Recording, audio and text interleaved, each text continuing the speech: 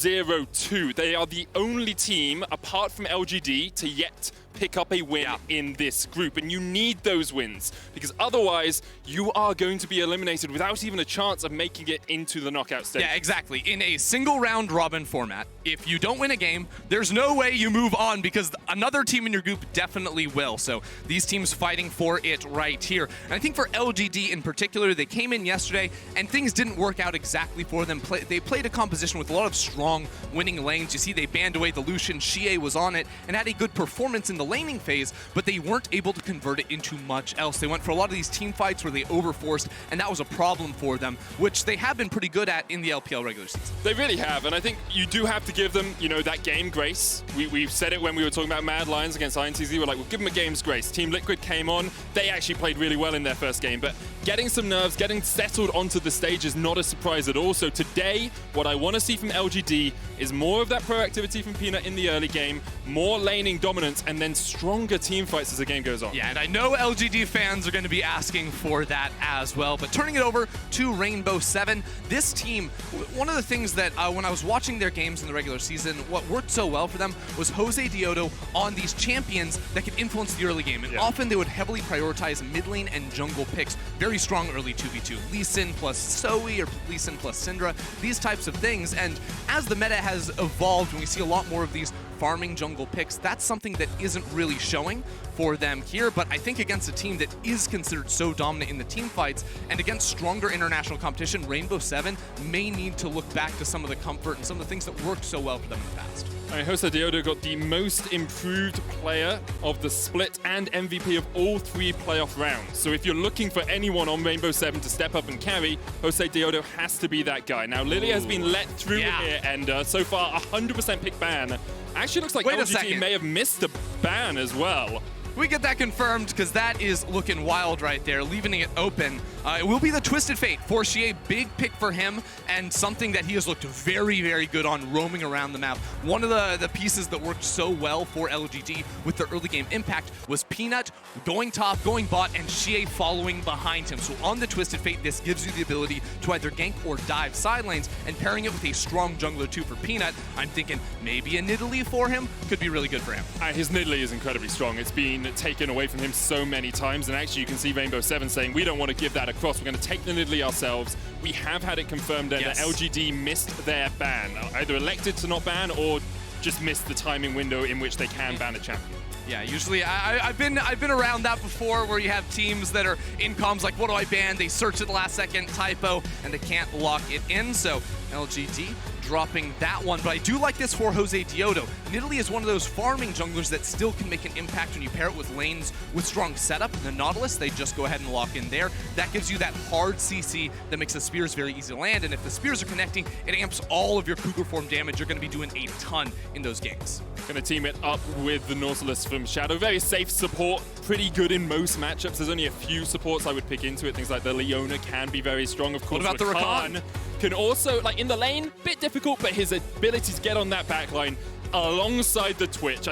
Like people are already saying, whichever AD carry wins Worlds, Twitch is the skin. We're going to have an Imp skin, and we're going to have a who knows skin. Look, I'm all about the Twitch coming back into meta. I also like picking this bot lane against Leza and Shadow. They played this and weren't able to take it to a win yesterday in their game. So now having a shot, and when you combined a Twitch plus a Twisted Fate, again, your gank potential, your ability to spring out on your opponents is very, very powerful. As you said, we did see Leza and Shadow bring it out earlier today. I know it feels like yesterday sometimes, and the days are getting longer. We have 7 games today, trying to get them all in as play-ins looks to start wrapping up, in all honesty, like at least the group stage. We're getting through these games at a rapier pace. Now, we have seen the Ezreal locked in here. For Leza, very safe AD carry, team it up with a good support, you can do a lot of damage, and if you lock down the Twitch, you can do a huge amount of work in that lane. Yeah, now I'm wondering if Rainbow7 really want to try and get Shadow out of this bottom lane. Play around mid lane alone has been a very strong player for this team so far this year, and if they give him a strong champion that can work up against this Twisted Fate, you have the roaming of a Nautilus. Ezreal can perform very well on his own to stay a little bit safe down there. That can set them up to play through mid lane first and then attack the rest of the map, which is quite frankly a really good strategy against a TF. It really is, because you can shut the TF down, you can stop him roaming, you can see LGD saying, okay, we'll get rid of the Gallia, we're not going to let you counter-roam whenever the Twisted Fate leaves the lane. But you could just look at focusing mid. Quinn being removed here by Rainbow7. A little bit see a Renekton pick on the horizon. Yeah, I mean, Renekton is kind of the pick that you want here. And also, like, what I do like about Renekton is his ability to slice and dice, flash, and then immediately stun. And LGD are saying exactly the same thing. They're like, we don't want someone that can just lock down our AD carry immediately in the start of a fight. We're going to get rid of that Renekton. It is interesting seeing that banned away, because it tells me that Rainbow7 would have liked to look for their top laner here, even seeing the Twisted Fate really saving some time for Alone in this trap. And Ase hasn't necessarily been the most stable player for this team, I think. It's going to be something Rainbow7 have to work with and make sure he can stay alive. So now saving that counter pick for him, getting the Orianna around mid lane, they can at least make sure he is set up for success in the draft, which is not something they always do. It's just so difficult, though, to lane into Langxing. Like, he is a very strong top laner. I'll say earlier today we saw the die TP and die play, which is not something you ever want as a top laner when he was playing the Sion. So he's really going to have to step up his game in this matchup. And when Langxing has the Camille, when he has one of these scaling carries alongside Peanut on his signature Lee Sin, like, this LGD composition is just saying Peanut's going to be unlocked, GA is going to roam down towards the bottom lane, and it's going to be absolute devastation if they get rolling. Yeah, and it's just the Ornn on the other side now coming up for Ase in the top lane, so offering a more team fight presence for the squad. It is to be expected, but this team from LGD is a very different look for them. It's not just about, you know, playing it slow, only winning lanes. Peanut is going to have an early game influence. He has 3 separate lanes that are all pretty solid to gank for. I expect to see a lot of his time spent around mid lane, potentially roaming that up towards top early on, because LGD with Peanut on this champion are looking to pop off early.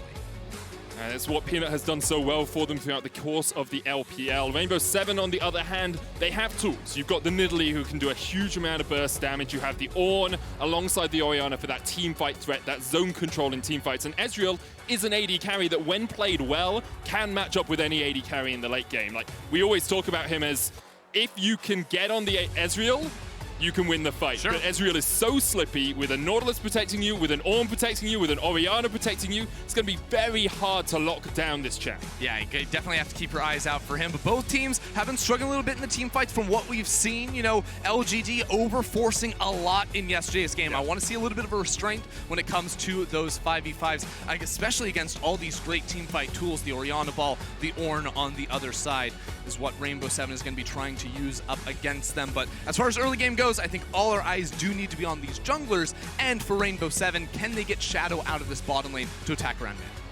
Both the supports known for roaming around, Mark especially, but I just want to remind people of how important this game is for both teams. LGD have played 1, lost 1. They lost to PSG yesterday. Rainbow7 played 2, lost 2, losing to PSG and V3.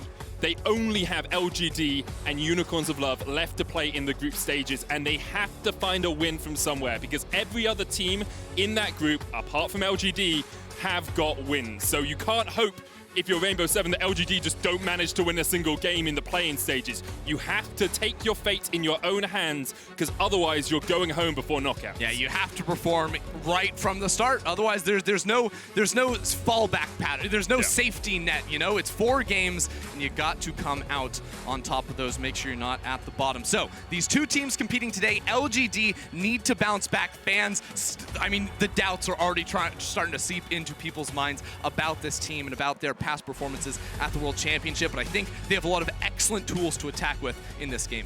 Also have a lot of players with experience on the world stage. Yes. Like, when you have guys who have played, got to the finals, won the World Championship, won MSIs, like, these guys know what it's about to lose a game and come back, and when they have this little bit of a break between day 1 and day 2 to reset, my expectation is LGD come out swinging today. Yeah, and I don't know if you guys remember some of the last times we've seen Peanut on the international stage, and a little bit of Peanut Lee Sin, but I believe it was a Peanut Lee Sin for SKT at MSI 2017 against the Gigabyte Marines, where he got almost 20 kills on the champion. That was a fun game. I had the pleasure of standing behind him on stage, watching, you know, the POV from him and the absolute terror he inflicted in that game, and now has the same champion to try and replicate it today.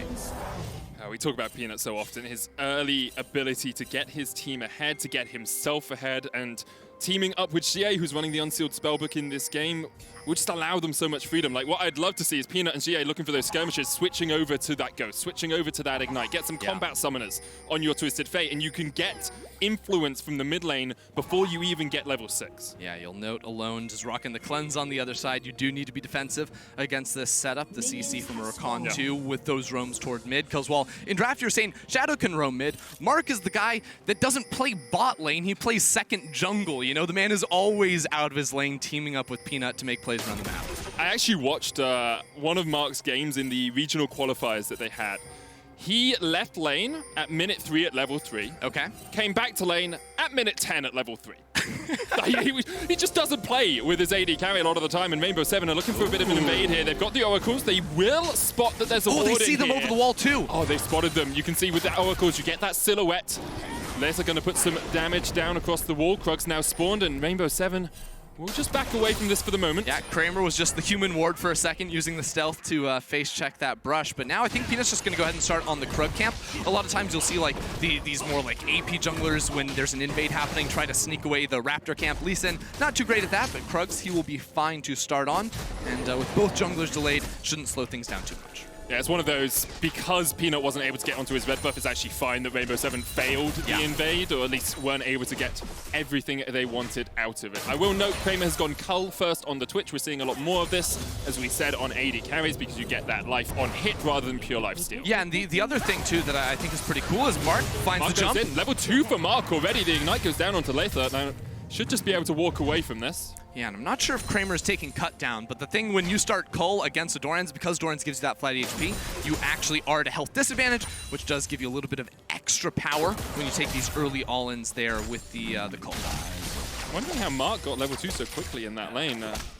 So one of those small things that can really change a laning phase, especially as Rakan, because you have the opportunity to jump in and get that first knock-up when your enemy doesn't have mobility spell. Well, I do believe there was a ward that LGD killed, one of the ones that Rainbow7 placed down on the invade, the zombie ward, I think. Which does give a little bit, but it's regardless, we shouldn't dive into the depths of it here. Sure. There's a lot of other things we can talk about on the League of Legends stage today. So we see Longxing just pushing in this top lane. Peanut did exactly this yesterday. Yeah, and look at this. Walking topside as Longxing has this wave crashing set up already. Jose Diodo is on the right side of the map, but still very far away with Xie to follow. We were talking about this so much in draft. Xie and Peanut teaming up. Now, Xie did walk across the ward. Acer is going to try and get rid of as much of this minion wave as possible. Longxing still tanking up the tower. Peanut goes low. One more shot will be enough. And that's the kill over to Rainbow7. 1 for 1 in the top lane. Yeah, the turret damage ramp up definitely punishes Peanut there. Doesn't use his flash to escape, but still denies a few minions underneath that tower. And it's a great roam from Xie. I mean, even some of the decision-making on his Twisted Fate is so interesting to see. He pops his cards very, very early in case Nidalee is around in the area, and then locks in the gold card at the last possible second, flashes forward to help out secure that kill onto Ase. Ase, yep. Apologize for getting the name wrong. Sometimes in the heat of the moment, you just read what you see on the screen. I have been practicing my pronunciations. Look, we have Ase, we have Ace, we have Shadow, It's just too much. Jose Deuwu. Oh, sorry, Deodo? Yep, that's the one. Not correct. Deuwu. Yeah. He did tell me on Twitter we can call him Jose Sito if we would. Sito if we would as well. We'll keep that in mind as we check out this dive once again. I mean, everyone in the game knows what's happening for this one here. Longxing has the extra shield he uses, but the flash forward and Peanut making sure he lands the Q. He definitely could have flashed out of that one, I think, over the wall. But regardless, will be a pretty solid dive at the end of the day with Xie picking up the kill. Yeah, sometimes when the turret aggro juggles a little bit like that, you underestimate the amount of damage that's coming to you, because you see it on the other guy, he's like, oh, he took a third of his HP, and then you forget that obviously it scales up for the first few shots, so you're going to take more. It looks like just a slight mechanical misplay there by Peanut. He's gone back, got himself 2 longswords here on the Lee Sin. Yeah, now while Peanut was making that dive happen, Jose Diodo did go ahead and invade the blue buff side jungle from Peanut, got both the Gromp and the Wolf camp, so has a couple camp advantage at the moment with the red smite too, which is very good for any sort of early skirmishing or even ganks whenever you go for those fights. So curious to see what he can get done, but of course there was a deep ward placed by Mark on the Gromp camp that he's just now clearing away that will reveal his position. It does mean that Jose Deodo does have about a level advantage in terms of experience. Peanut has gone over towards his Wolves, realizes that they're not available, so he's going to be quite far behind in XP. Yeah, I think Peanut's going to try for a Raptor invade right here. You see Xie has mid pressure, so there's not really a gank opportunity around mid, but he wants to find Jose Deodo with the pressure from Xie coming around. Alone just hit level 6 as well. He's going to come in from the side. The smite goes down. Peanut, I believe, secured the big Razor Beak there. And Xie stole away just one of the small ones. Yeah, so here's the thing. Right now, that's not a huge win for Peanut. He just has nothing else to do on the map because all of his camps were down. So it's nice that he gets that, but he'll still be at a large disadvantage. Jose Deodo level 5. He's only level 4. Will tick over soon with the Gromp and the Wolves respawning. But Jose Deodo with all the pressure currently in the jungle matchup. And I know we're only 6 minutes in, but we did talk a lot about the 2v2 jungle synergy. Jungle mid synergy early on, and Peanut, after losing that first fight, kind of let himself down a little bit. He's fallen behind Jose Deodo. Mark, misses the knockup as he came in for the gank, but my expectation was that LGD would be able to control the game a little bit more than they have. You look at bot lane, CS relatively even, 5 or 6. Top lane, we've got the extra kill on Arce, and he's even in CS. Mid lane, CS lead for Alone. We are only 6 minutes in. We're now seeing these ultimates come out, but if LGD aren't able to get a little bit more out of the next 10 minutes, you actually have to give Rainbow7 a chance. Yeah, I mean, Rainbow7 do have some good scaling tools with the Orianna and the Ornn, of course, handing out items. Not to say LGD are slouches later on, too. Longsheng can take over side lanes with the global pressure of a Twisted Fate, and we all know what a Twitch can do in the bot lane later on in these fights. We know Kramer just loves to farm up until he can get those 2-3 big items, then just unleash himself within those team fights. But now I'm wondering for LGD, when can they make their next play? Because top lane, Ase now has his ultimate. He's got some health items, so it's a little bit more difficult to pull off the dive. So you immediately think, what can we do around bot lane? Or can Mark find Jose Deodo in the jungle? Can we port on the enemy Nidalee doing that? And I almost wonder if a good play could be using off the reset of Kramer and Mark coming into bot lane, Twitch out of stealth, all of a sudden pops out. Exactly, with the TF ult on top, could be a good one. And it also feels a little bit like the next play should not be a kill, because there are too many flashes and too many utility spells available for Rainbow7. What I think Mark was doing when we saw that last roam was he was trying to get the flash out of Alone, because then the next fight, you come back in, you get the kill because there's no escape for the Orianna. But right now, Rainbow7 have kept all of those summoner spells up, they've kept all of that utility up, so LGD will be looking to try and burn some of those before they can go for the all-in. Yeah, one thing to keep in mind for LGD, teleport advantage for Longsheng in the top side, and wards to come to. That's why Nautilus is so good into Rakan! Chef's kiss!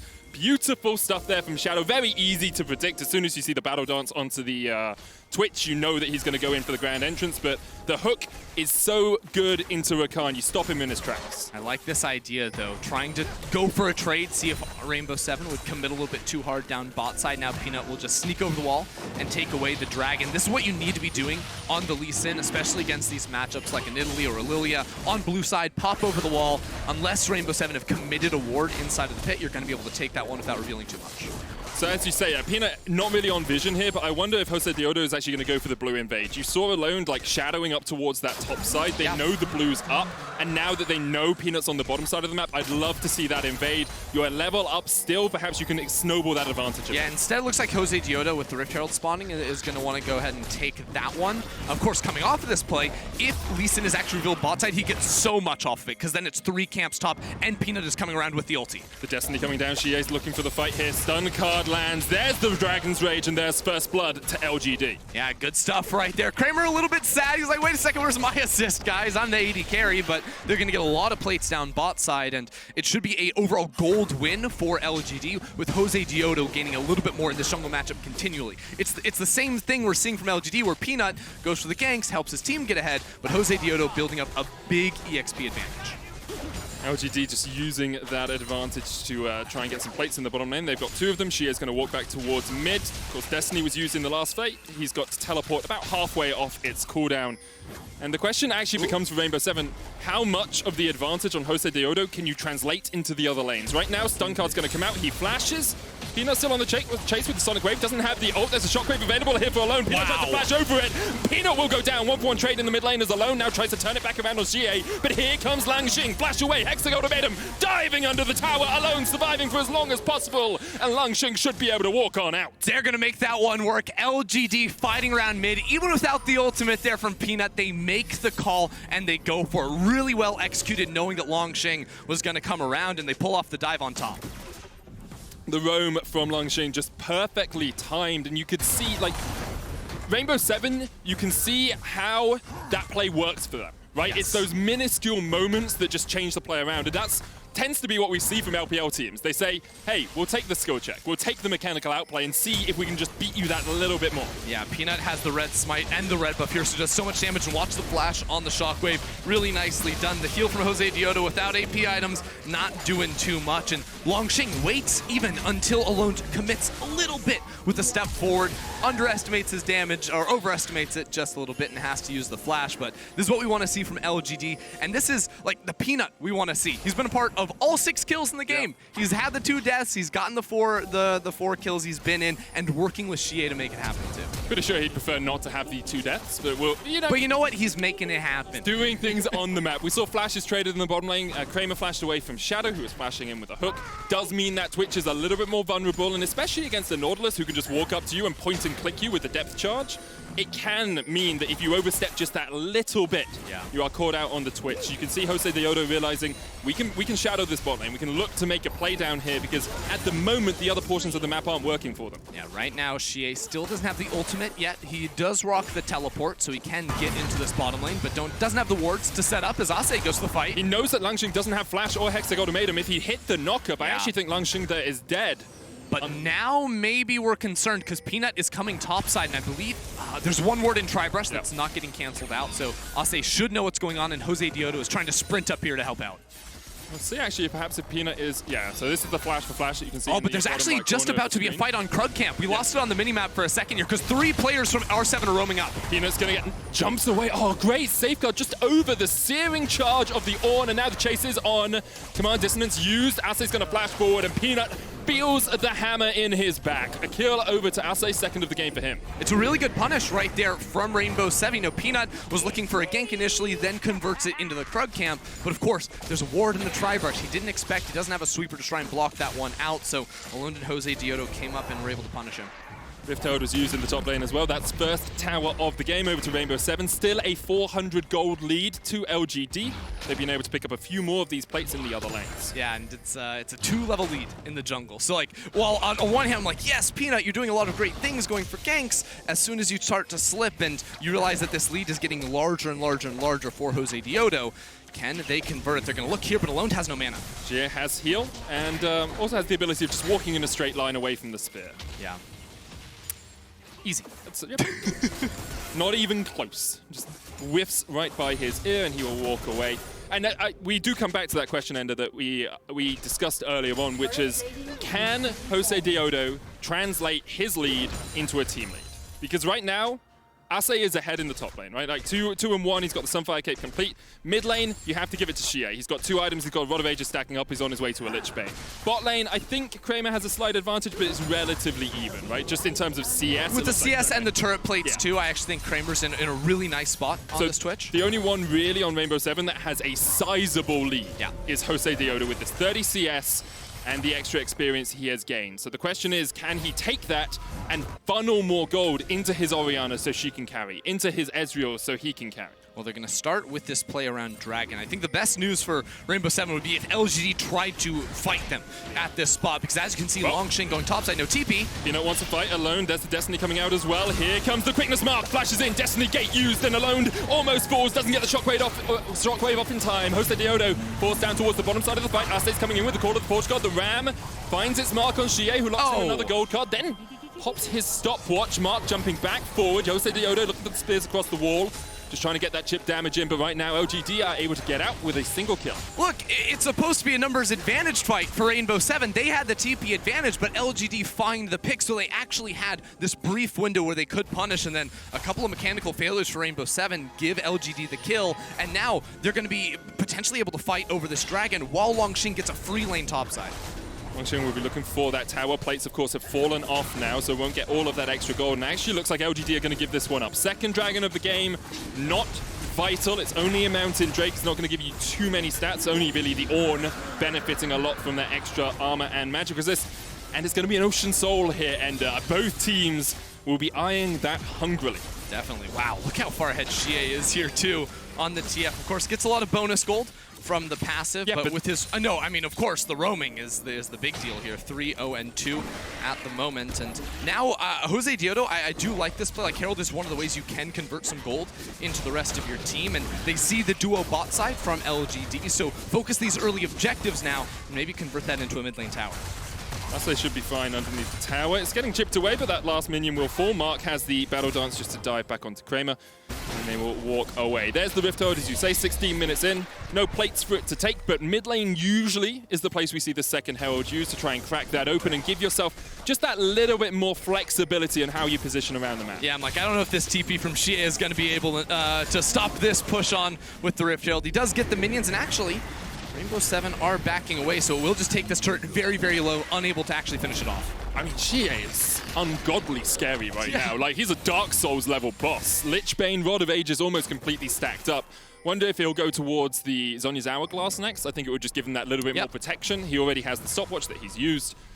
So I would love that as his next itemization, because after you get that initial burst in, you also have a Twitch, you also have a Camille. Like, even if Rainbow7 are able to kill Xie on this Twisted Fate, they have to deal with a lot of other threats. Now here we go, fighting the top side. Hexagon made him used on alone. There's the shockwave. Here comes Jose Diodo. Xie gets the stun card onto Jose Diodo, and now Xie is going to try and trade back onto alone, but can't quite get the damage down. Wow. Look, what? That was just an empowered auto attack. That's a stacked deck. That was rough, and he switched over. He has exhaust and heal while no one's bot side, so Rainbow7 losing a lot there. I mean, one more thing. Xie, can he find it? He's looking for it. Stop. The stun card comes out. Jose Diodo flashes forward, gets the heal, gets out. That was an interesting mechanical series of plays, but we give him credit for getting out. Yeah, I'm like, I don't know if it was mechanical or maybe we lost a couple frames in there because Odiodo looked like he was blinking out of there, flashing 3 times to escape. Did get the heal off at the end, but one thing I do want to bring up is it is Dark Harvest for the Nidalee, not the Conqueror, which you sometimes see, so it's a little bit worse in these extended fights and a little bit more focused on the poke, which means, like, you can't really get down and dirty, and going for the Lichbane's second item against all the hard CC when there's a Camille ulti, there's Twisted Fate, there's Rakan. It's so hard to actually have influence in these fights outside of the queues. Alone is all by his lonesome here, and I'm sorry, man, but this bottom lane looks like he it actually... might be wow, okay. Like, that's a great shockwave. It was a really good shockwave. I think Longsheng pulled the trigger on his E a little bit too early because it interrupted that E, the second part of it, so... Longsheng will be unable to finish off that kill, and alone gets away with murder. He didn't actually kill anyone. Yeah. Gets away with more than he It's pretty sus. should have. It's pretty sus, let's be honest.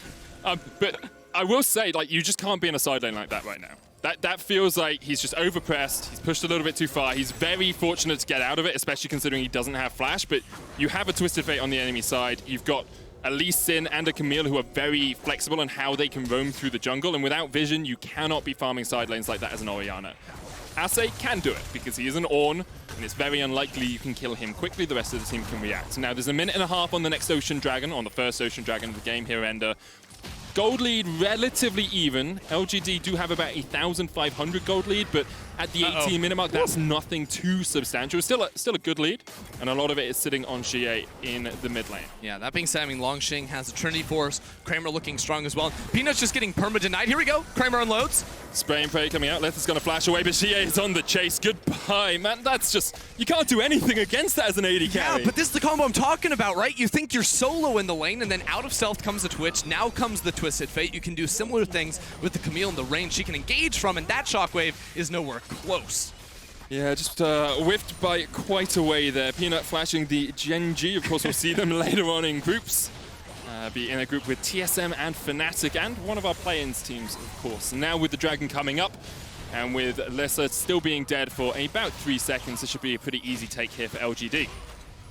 Yeah, should be no problem, and Kramer gonna get that kill. And I think that one of the things I've been seeing Kramer do is like stealing away jungle camps from Peanut. So Peanut's losing CS to Jose Diodo, he's losing CS to Kramer, but those are the champions you want to be super fed. The Runans now does come in for the Twitch too, so they're maybe gonna wait on his ultimate before looking for a full-on fight, but I don't know. LGD are really strong right now. I mean, Rainbow7 are being very aggressive. Look how far they've pushed into this jungle. They're trying to deny LGD from being able to get to this dragon. And LGD, you could take this fight. You've got Dragon's Rage, you've got Hex Ultimatum. You haven't got the Destiny or the Spray and Pray, but you still got the quickness, and you've got that flash on the Rakan as they look to try and get into the river. This dragon might be gone before they can even get there, though. Jose Diodo is going to be able to secure it here for Rainbow7.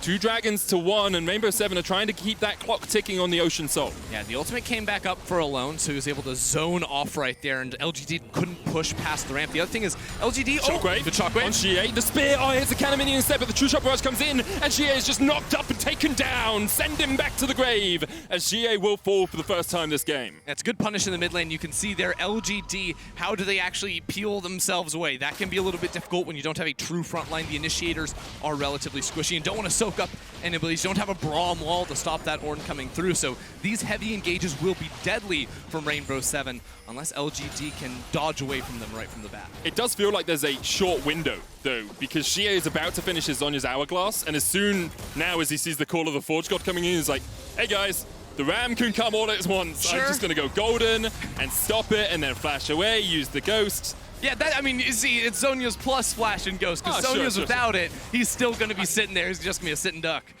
I can see that. I can see that. I think Rainbow7 did utilize the fact that there was no stopwatch on the Twisted Fate. Well, this Shockwave, Xie is just a little greedy in his positioning. Yeah, Shadow and Ase both coming around from the angle there. That's a little BM from the observers, but a good kill there from Alone nonetheless. Almost looked like the Orianna ball replaced his head at the end as he fell down to his knees. Kind of dark. Medically, you wouldn't be able to do it. Hexagolden made him used in the top lane as the flash comes out from Ase. Langxing now winning out on these trades pretty effectively. The Trinity Force, the flash forward, Precision Protocol. Langxing taking the tower, though. 1-for-1 trade. Langxing invested his flash, invested his ult. He was able to take the kill. I mean, his true damage Qs do so much damage, but he had auto like 3 times under tower and the man's on 100 HP. Still big win for there at Langxing under the tower. This will only get better and better for him as the game goes on, with that Death Stance finish now too. Let's have a look at where we are in terms of the other items. The Runan's Hurricane on Kramer just allows you so much more DPS with the Spray and Pray. Lesa has gone for the more defensive Ezreal build with the Iceborne Gauntlet. It makes sense. I can understand why you're doing it into a Camille, into a Twitch, into a Lee Sin. Obviously, it doesn't give you that straight-up DPS that you would have from the Trinity Force, but does also provide some semi-crowd control. As the Rakan tries to get into the fight, you can slow him up with a Mystic Shot. Yeah, I'm looking at both these teams right now, and I'm feeling like Rainbow7, how they've been playing the last few minutes, I do like it. They're grouping up with either 4 or 5 people, forcing, you know, vision inside the river around these neutral objectives. Whereas LGD, again, unless they can find like a really nice flank from Mark on the Rakan, like you've been talking about, or Langxing, I think their better play is to play through their side lanes, because they do have that global presence of a Twisted Fate, Camille in the side lane too. Like, you can 2-man down towards bot side, surprise Ase, and take a tower while Rainbow7 can't immediately respond with a Baron on the other side. And we've already said their team fight can be a little touch and go if they do get hit by those big key ultimates, so LGD need to be cautious and play through their really strong win conditions. Especially since they are always going to have a TP advantage. You've got TP on Xie and TP on Langxing. So you always have this extra global summoner, meaning that splitting in side lanes, pushing side lanes, pulls someone onto the wrong side of the map for Rainbow7. Alone would be there, but only with a cleanse. Make him a lot harder for him to join a fight. Now, minute and a half on the next Ocean Dragon here. Ender, you can see Rainbow7 trying to set up around it, but LGD are having none of it, and they're denying vision in the river. What LGD would love to find is Jose Diodo, because again, with the second item, Lich Bane here, not a lot of resistances, no Zhonyas or anything like that, so he can be burst down fairly quickly. As Kramer zeroes in on finishing off an Infinity Edge in the next couple minutes too, that'll be big for him. But I mean, LGD, the other targets are just not easy to jump onto, as Les is going for a Death Dance, and Alone has the Zhonyas very early on into the game. So all of these tools can be used to buy time for all 5 members to collapse on the area.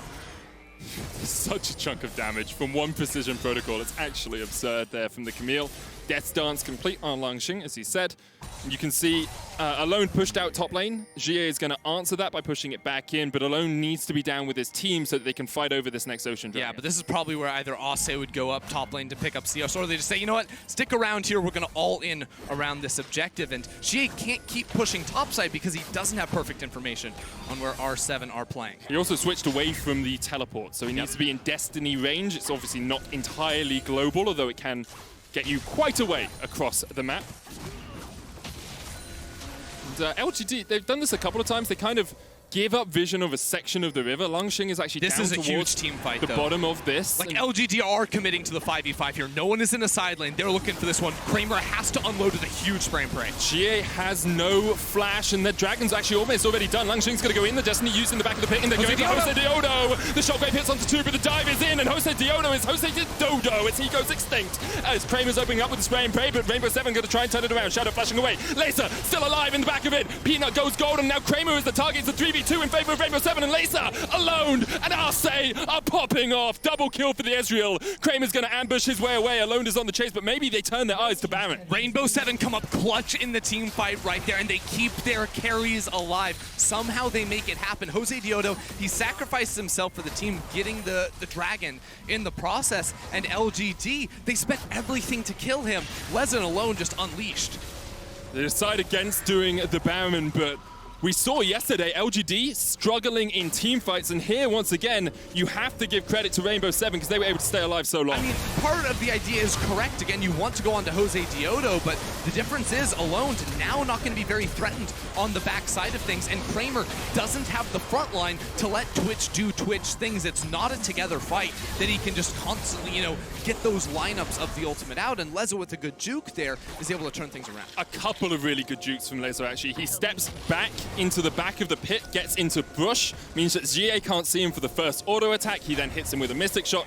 Then he dives away from the Sonic Wave Resonating Strike combo from the Lee Sin. So do have to give a huge amount of credit to Leza. They're surviving through the entirety of that fight. This is just, it's so good for Rainbow7 because now they say, hey, in 3.5 minutes, that's Ocean Soul. You thought team fighting us was hard before? Well, after it'll be even worse. So LGD, by forcing the 5v5 on the third Drake for Rainbow7, have now, condemned themselves to forcing on the fourth. And they can't actually play that side lane strategy unless they're willing to give it up. And I'm not sure that's a viable thing to do against a team with so much engage options. They can just force on you. Death Dance now complete on Leza. You can see 3 items as well on Kramer: Infinity Edge, Blade of the Ruin King, and the Runans. Let's have a look at where we are in terms of ornaments. Ase level 15 has upgraded his own Abyssal Mask and Sunfire Cape, deciding against upgrading the Ludens so far on Alone, but has given a Frozen Fist over to Leza. So I wonder if they are just waiting for Alone to get a death cap or something, but it feels like with him going third item Void Staff, you should just be upgrading that Ludens. Yeah, I think or the Zonias could come in with the physical damage that LGD are going to be dealing with. The armor would not be a wasted stat on that Orianna.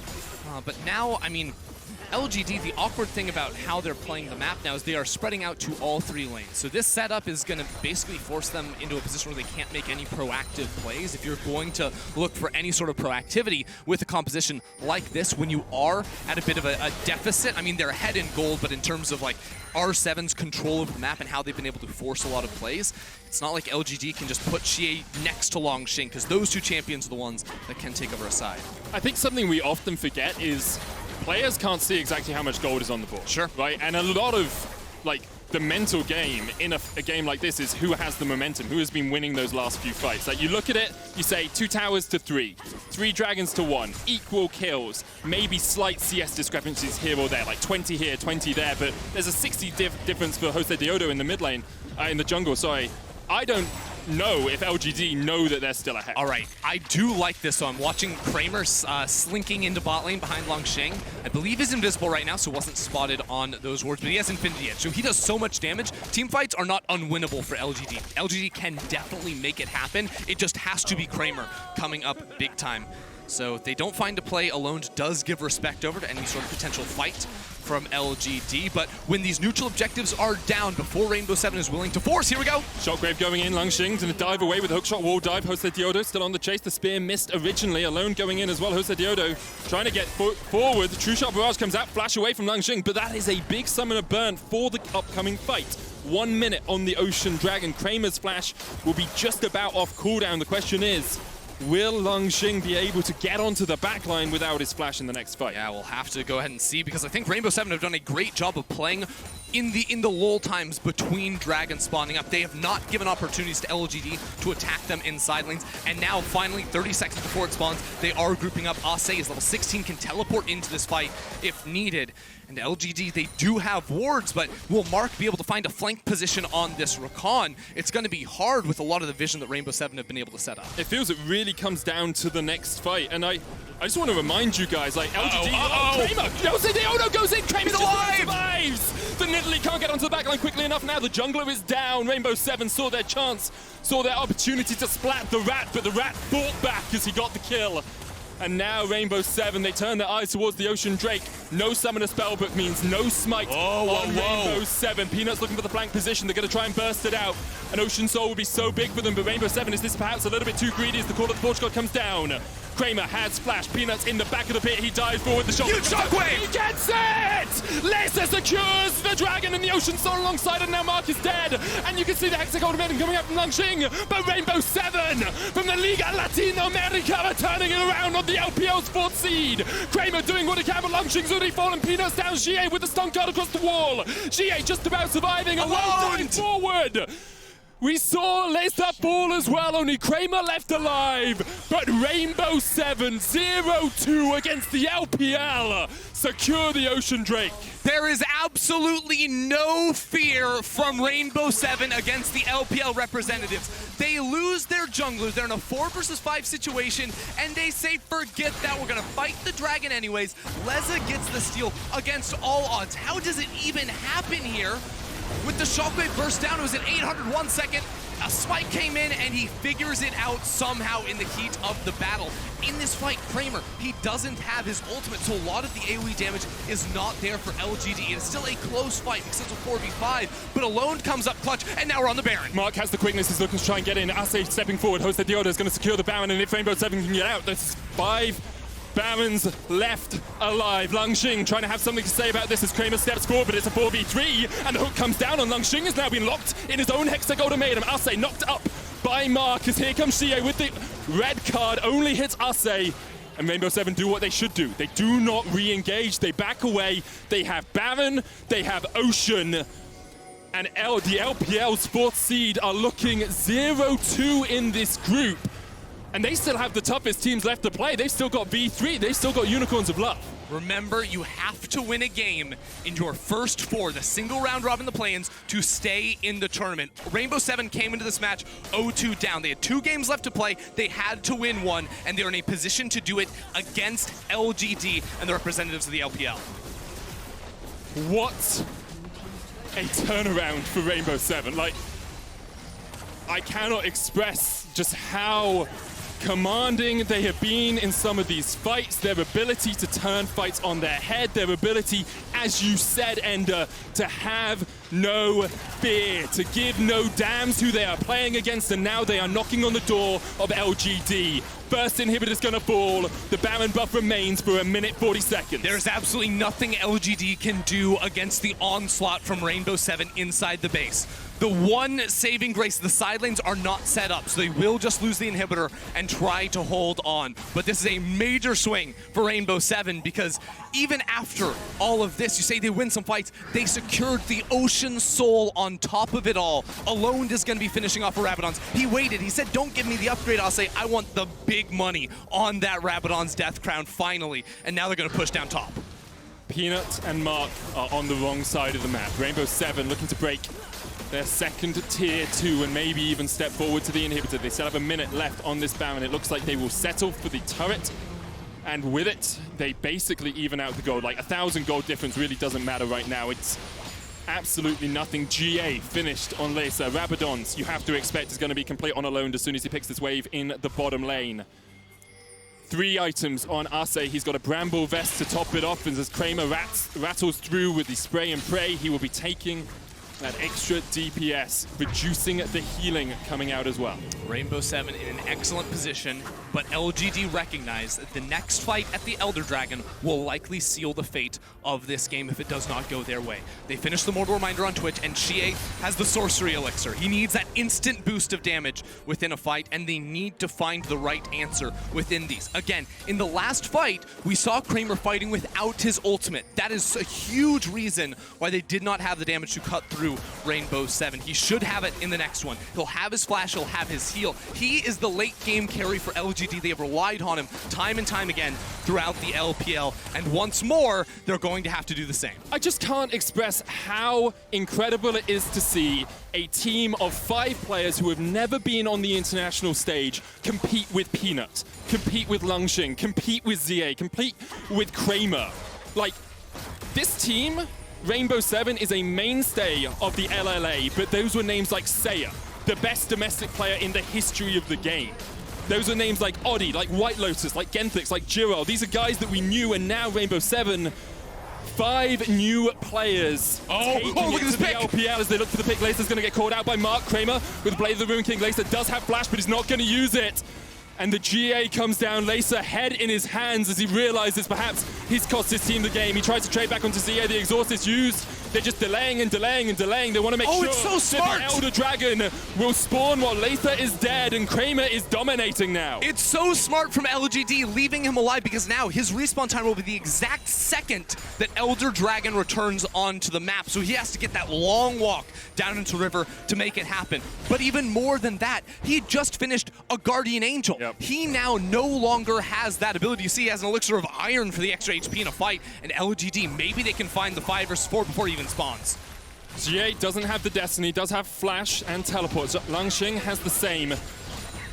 And LGD now have control of the river, and Elder Drake is not one you can give up. Peanut takes a big chunk. 16 seconds on Lacer. LGD overforced in the team fight, especially around Dragons in yesterday's game. This game is going to come down to this Elder Dragon. It's spawning in 5 seconds, and LGD must be able to find their mark. Xie's in top lane, but he has Teleport if he wants to come into the pit. Jose Diodo and Alone looking for that shockwave, looking to try and dive in. Kramer steps forward, opens up the spray and pray. After jumps towards the back line, but the shockwave is incredible! And there goes Twitch! And now Lacer can join the fight. Xie is looking to push in the mid lane. The Call of the Forge God coming out, and this should just be the Elder. Rainbow7, there was a mistake. There was a momentary lapse from Lacer, but Alone is not willing to give up the game. Every single fight around this dragon, Alone Shockwave has been immaculate. Multi-man, 3, 4-man, right there. It's only one, but it's the one that matters most. Kramer is deleted with 6 items, and Rainbow7, they have the Elder leading into the Baron buff. It's 30 seconds away. Rainbow7 have everything they need to take down the representatives from the LPL. And we should take a break, we should take a breath, we should take a moment, because right now we have 20 seconds, 30 seconds of breathing room here, Ender, before once again we dive into a team fight. Once again we dive into a moment where Rainbow7 can surprise. How does it even happen? Kramer unloads 2 autos, and from the fog of war, Alone instantly deletes him. He does not react quickly enough. LGD will be unable to contest this Baron. And yesterday you could have said it's day 1. PSG looked way better than we were expecting. LGD, you cut them some slack, but LGD fans will not cut this team any slack. Losing their 2nd game against Rainbow7, you have to, you know the fans will not give them any leeway whatsoever. And Rainbow7 now with the gold lead. It's like we said, it doesn't really matter too much, but Lacer, alongside a Death's Dance and an Iceborne Gauntlet and the stats you get from GA, although without the passive, he has a QSS now. He trusts himself to survive long enough in a fight to do the damage. He doesn't need the damage items. Usually you'd see like a Blade of the Ruin King or something by this point, but he does not need it. Rainbow7 looking for this inhibitor in the mid lane. Of course, they've already taken it down once this game. Mark going for the flank, and there are actually not that many flank wards here for Rainbow7. They have to watch their sides, because otherwise an engage from a Rakan could be devastating, but they're just forced back. They're forced away. They're still fighting. How far do they want to go? There's an Elder. All you got to do is catch someone and get them down below 20% HP. Rainbow7, you got to make a decision. You can't just stay here for the entirety of it. Either go for a side lane or go for the win. Mark is on the far right corner of your screen. Kramer on the left. That's the flank of the 1-5, but Shadowline's the hook. Mark's being hooked. That's not really the target you want. There was no follow-up damage. Here's the call of the Force God as they push the first Nexus Tower. Kramer locked out. Laser diving forward. GA has to flash away. And now the second Nexus Tower is the target as Rainbow7 opening up. Smited by the gods of the Elder Dragon. Peanut goes down. Mark should fall shortly after. It's a double for Laser. He's looking for more. Langshing diving in. The shockwave coming out. Jose Diono gets one. Laser pops the stopwatch. And this is it. Rainbow7 take a flipping bow. That was beautiful.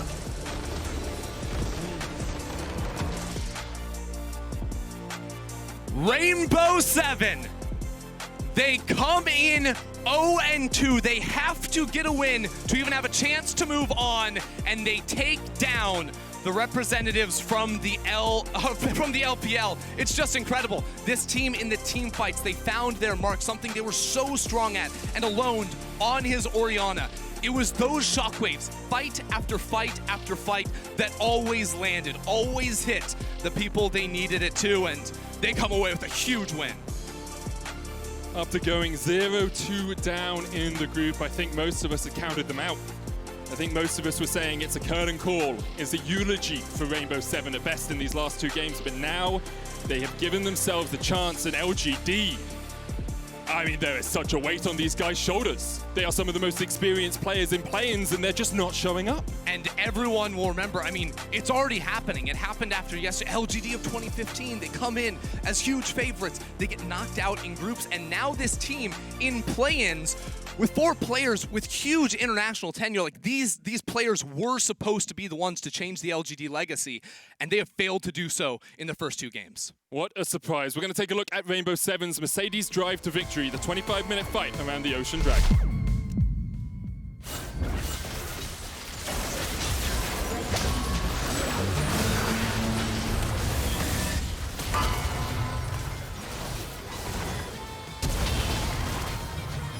See, obviously, Laser in such a good position, diving in and out of that bush, and then just jumping away from Peanut right at the last moment. The play was so good, it was silencing. It was deafening to us right here. But honestly, Lez's Ezreal dodging away, the shockwaves from Alone, so well played from this team in the team fights. Just incredibly well played from Rainbow7 in general. But on the other side of the break, Unicorns of Love return to the Shanghai stage as they aim to beat the surprise team from day one, PSG Talent.